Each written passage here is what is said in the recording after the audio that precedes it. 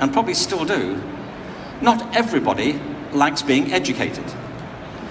And the reason I am convinced is that some things happen in the way we've organized our schools which are inimical to the natural rhythms and impulses to learn.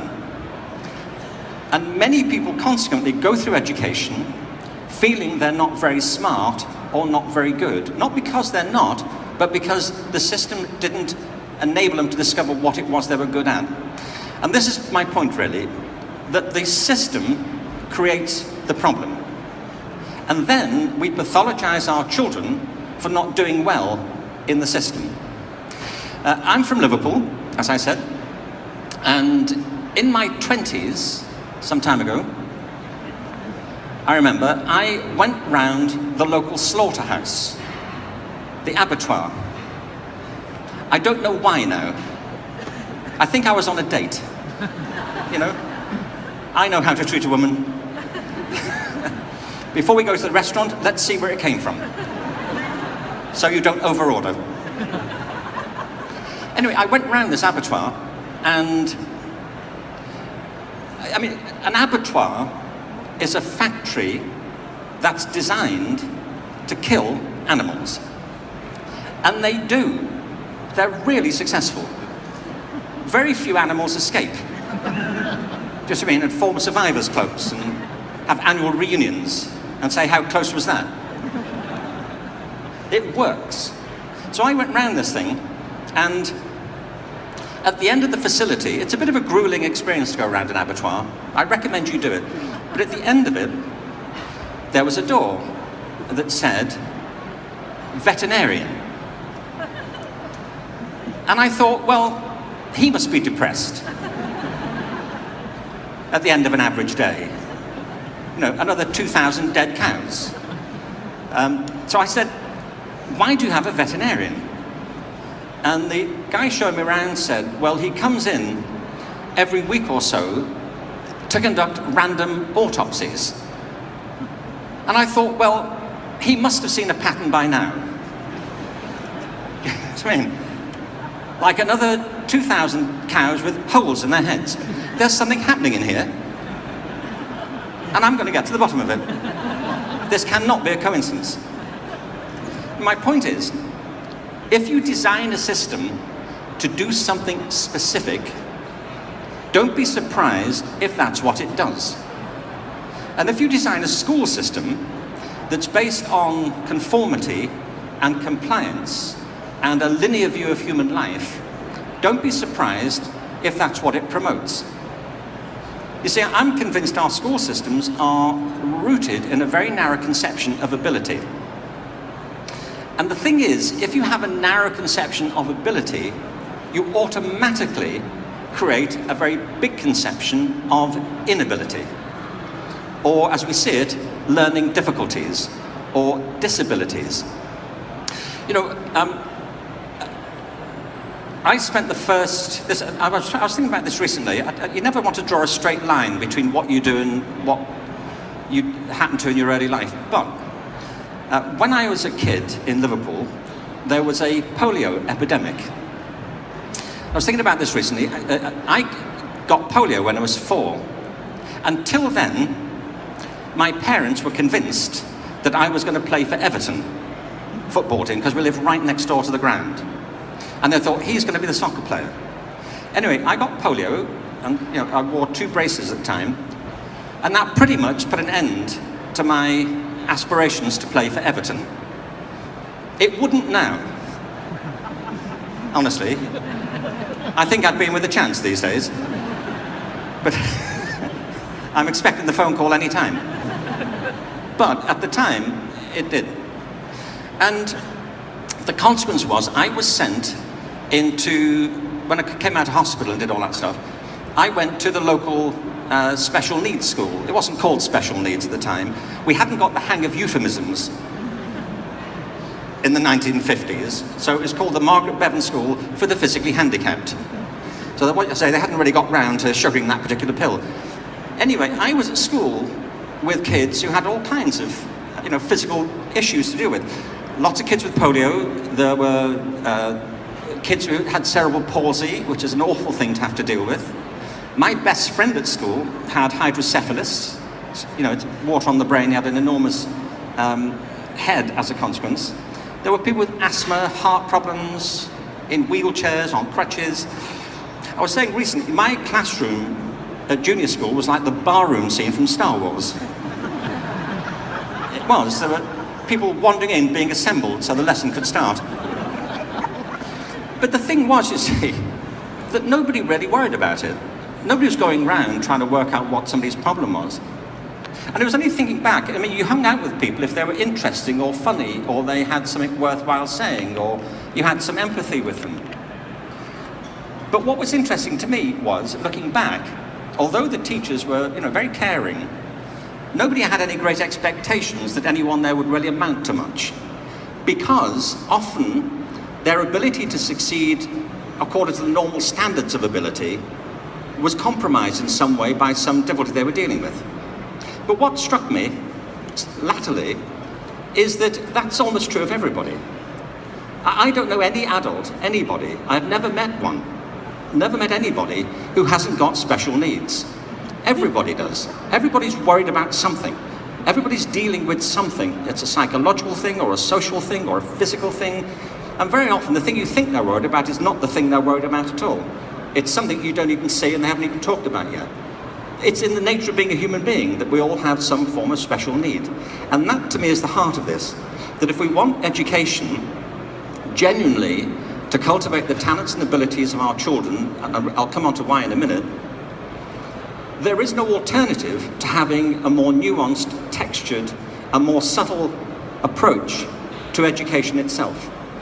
You see, our impulse to learn is natural, but most of what we learn is cultural. And some of it's explicit in the things we're taught, and some of it is inherent in the atmosphere of the schools that we bring our kids up in.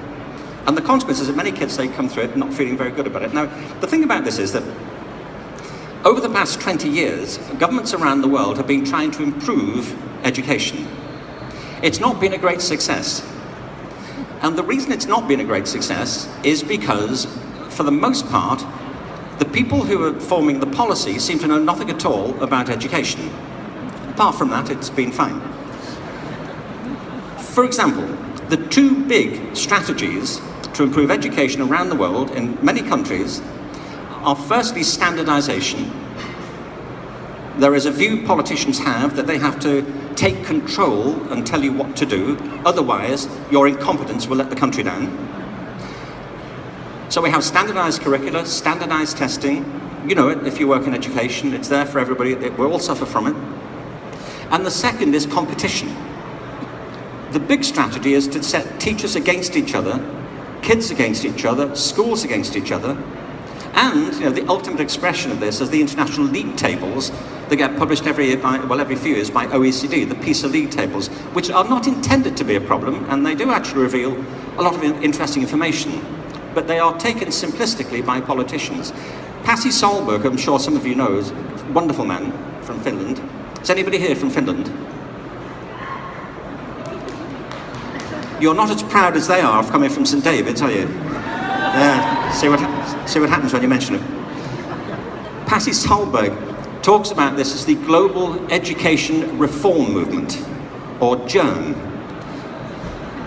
And it certainly has proved to be contagious in the way it's operated. But now countries are pitched against each other. And what I want to say to you is that this model is doomed to fail, and we owe it to ourselves and to our kids as educators or parents or business leaders to resist it and to do the alternative. The alternative is to humanize education and not to depersonalize it. That in the end we're dealing with people, and if we lose sight of that, then we lose sight of our entire reason for being in the system. And the second thing is we can change this system. It is possible, and it's not only possible, it's happening. Some of you were probably at the 100 presentation the other day, and they're drawing together examples of systems around the world. A lot of the delegations here are doing fantastic work in their own countries, in spite of the dominant culture, not because of it. What's certainly true is that all this innovation is happening in a kind of political headwind. And it's very important that we resist it. That's what I feel strongly. And that we can, and the benefits of doing that are palpable and can be spread more wider than they are just now. There's a potential for a movement, I think, that we're beginning to see. It's one of the reasons I was so thrilled when Dave was telling me before the session that he'd been influenced by that talk I gave that time. But that's now led to thousands of teachers in Australia making big changes, and that can happen. That's how these things do happen. I remember last time I was here, I was talking about, in America just now, they're passing or have been for the past few years, passing legislation to approve same-sex marriage. And quite right. The interesting thing to me is, this did not happen because members of Congress retired to a retreat in Aspen and decided it was about time that they persuaded the country to go down this route. On the contrary, what happened was people across the country said, can we just do this now? In other words, it came from the ground up. It's not always reliable, by the way. As the recent election has shown us, you can't depend upon the wisdom of the people prevailing, but you can cultivate it. So I wanted to show you a couple of things that are related to this. This is where... Sorry. Has anybody got a third hand? Okay. Have you seen this image before? This is a place... Oh, I'll go back. This was a picture taken in eastern India. Sorry, I was just speaking into my walking stick.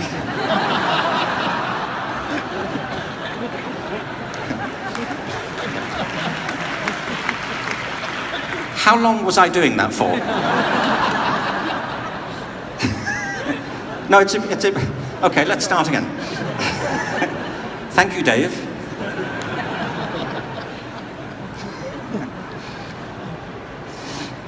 This picture,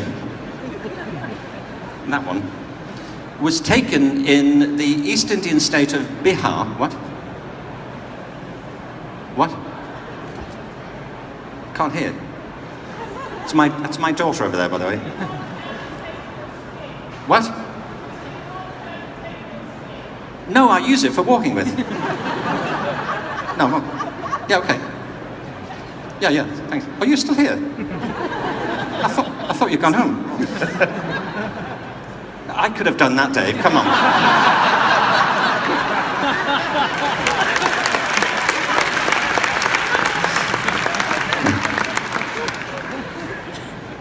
Thanks, Dave. Do you have something to be doing, by the way? Where were we? Oh, yeah, okay. Bihar. This is the eastern side of Bihar. These are parents, that's the first thing. In that building are their 10th grade children taking their end of year tests, which are essential for them staying in the system and graduating. Those parents are climbing up the wall, handing them cheat sheets so they can complete the test. This picture went viral, and many of them got into trouble, and some of the kids were expelled as a consequence. But it seems to me a really interesting image of the consequences of intense competition. Now, I'm not judging for a minute the importance of what's happening and the complications of what are happening of the education system in Bihar or in India generally. Now, I'm not making a comment about that. It just seems to be a very powerful metaphor for what parents everywhere are doing, figuratively. They are being driven up the wall and driving their kids to succeed in a system which is inherently inimical to the purposes they wanted to fulfill. This is a good example, I think, of this. For example, one of the reasons that education is configured the way it is economic. And if you speak to governments around the world, as I occasionally do, the main reason they have this narrow approach to education is because they believe it's essential to improve economic performance and competition around the world. I've always found this baffling because the result of this pressure for standardization has been to narrow the school curriculum and in very many cases to push out humanities programs, arts programs, physical education to make way for a rather narrow obsession with a particular conception of science and technology, the STEM disciplines, which are tremendously important. Nothing I've ever said is an argument against the importance of the STEM disciplines. I know now people want to get the arts in there, and they're quite right, so we have